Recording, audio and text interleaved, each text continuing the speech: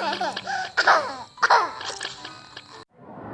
John Fitzgerald Kennedy, do solemnly swear I, John Fitzgerald Kennedy, do solemnly swear that you will faithfully execute the office of President of the United States that I will faithfully execute the office of President of the United States and will, to the best of your ability, and will, to the best of my ability, preserve, protect, and defend the Constitution of the United States. preserve, protect, and defend the Constitution of the United States. So help you God. So help me God.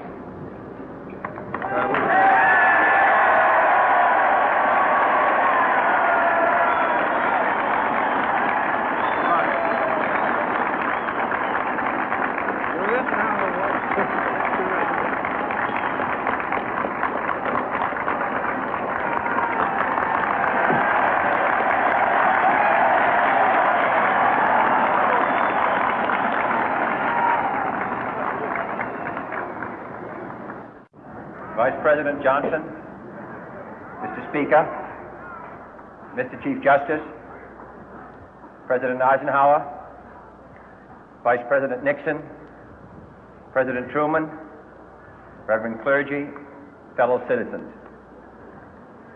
We observe today not a victory of party, but a celebration of freedom, symbolizing an end as well as a beginning, signifying renewal as well as change. For I have sworn before you and Almighty God the same solemn oath our forebears prescribed nearly a century and 3/4 ago.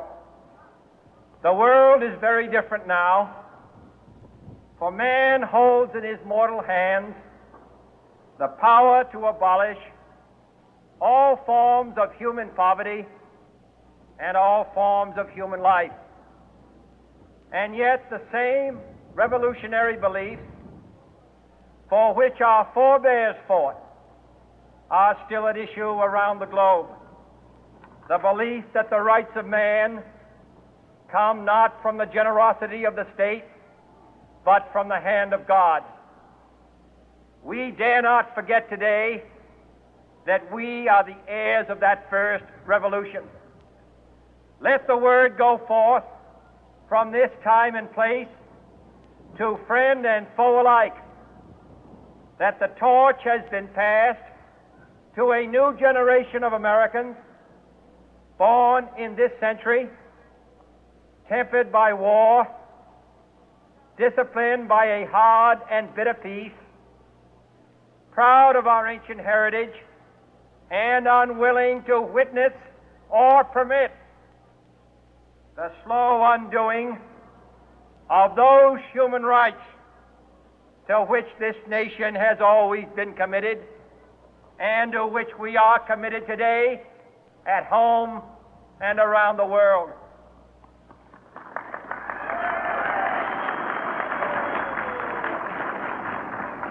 Let every nation know, whether it wishes us well or ill, that we shall pay any price, bear any burden, meet any hardship, support any friend, oppose any foe to assure the survival and the success of liberty.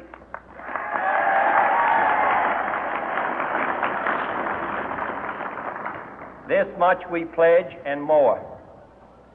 To those old allies whose cultural and spiritual origins we share, we pledge the loyalty of faithful friends.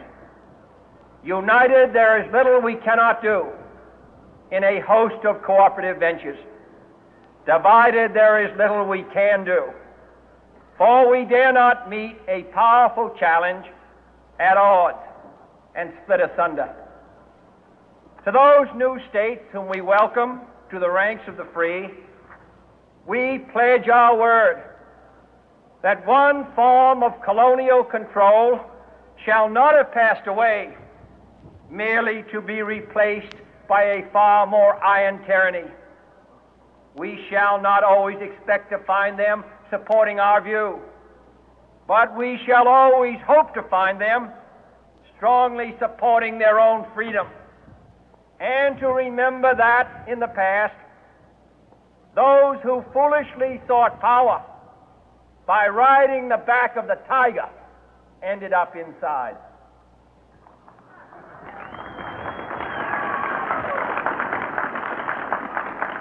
To those people in the huts and villages of half the globe struggling to break the bonds of mass misery, we pledge our best efforts to help them help themselves for whatever period is required, not because the communists may be doing it, not because we seek their votes, but because it is right. If a free society cannot help the many who are poor, it cannot save the few who are rich.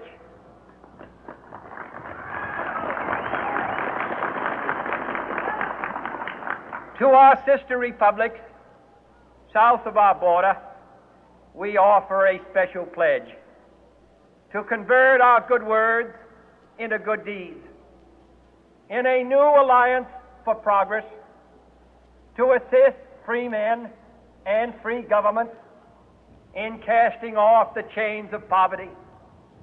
But this peaceful revolution of hope cannot become the prey of hostile powers.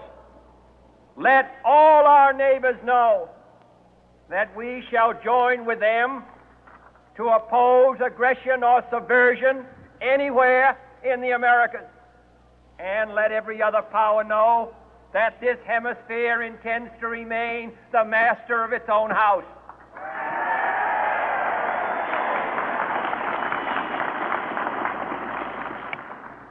To that World Assembly of Sovereign States, the United Nations, our last best hope, in an age where the instruments of war have far outpaced the instruments of peace, we renew our pledge of support to prevent it from becoming merely a forum for invective, to strengthen its shield of the new and the weak, and to enlarge the area in which its writ may run. Finally, to those nations who would make themselves our adversary, we offer not a pledge, but a request that both sides begin anew the quest for peace. Before the dark powers of destruction, unleashed by science, engulf all humanity in planned or accidental self-destruction, we dare not tempt them with weakness, for only when our arms are sufficient beyond doubt can we be certain beyond doubt that they will never be employed. But neither can two great and powerful groups of nations take comfort from our present course, both sides overburdened by the cost of modern weapons, both rightly alarmed by the steady spread of the deadly atom, yet both racing to alter that uncertain balance of terror that stays the hand of mankind's final war. So let us begin anew, remembering on both sides that civility is not a sign of weakness, and sincerity is always subject to proof. Let us never negotiate out of fear, but let us never fear to negotiate.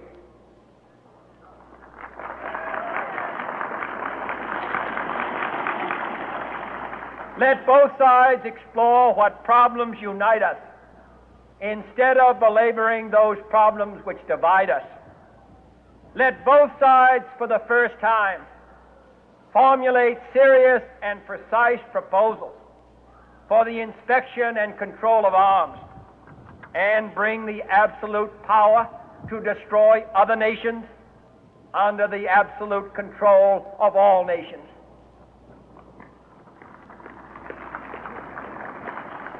Let both sides seek to invoke the wonders of science instead of its terrors.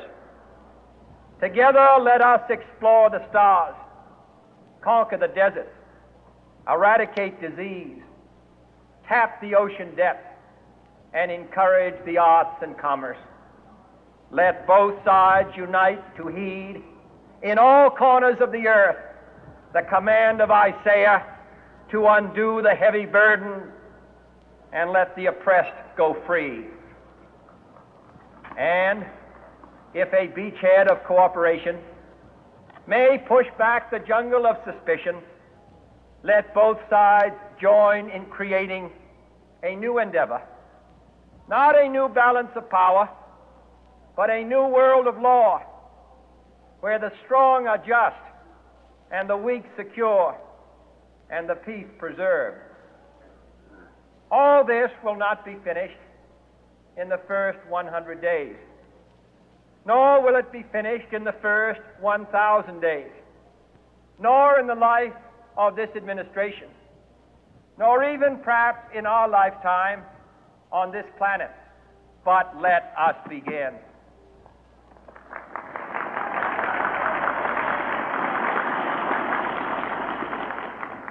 In your hands, my fellow citizens, more than mine, will rest the final success or failure of our course. Since this country was founded, each generation of Americans has been summoned to give testimony to its national loyalty. The graves of young Americans who answered the call to service surround the globe.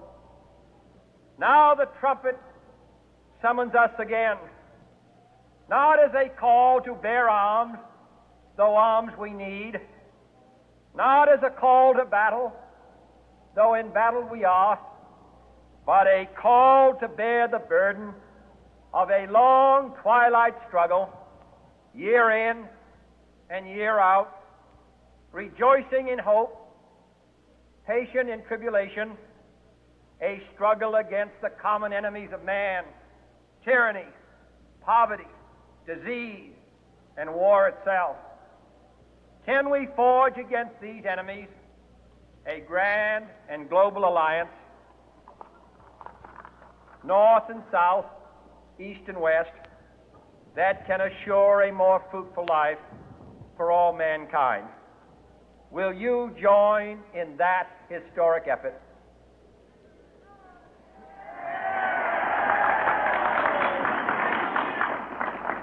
In the long history of the world, only a few generations have been granted the role of defending freedom in its hour of maximum danger. I do not shrink from this responsibility. I welcome it.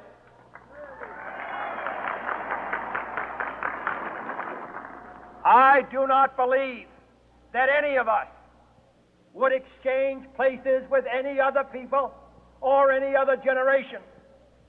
The energy, the faith, the devotion which we bring to this endeavor will light our country and all who serve it. And the glow from that fire can truly light the world. And so, my fellow Americans, ask not what your country can do for you. Ask what you can do for your country.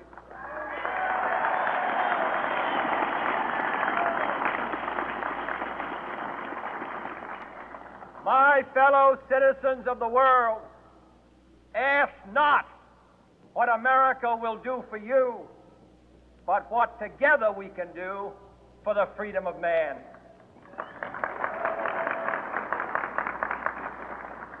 Finally, whether you are citizens of America or citizens of the world, ask of us here the same high standards of strength and sacrifice which we ask of you. With a good conscience, our only sure reward, with history the final judge of our deeds, let us go forth to lead the land we love, asking His blessing and His help, but knowing that here on earth God's work must truly be our own.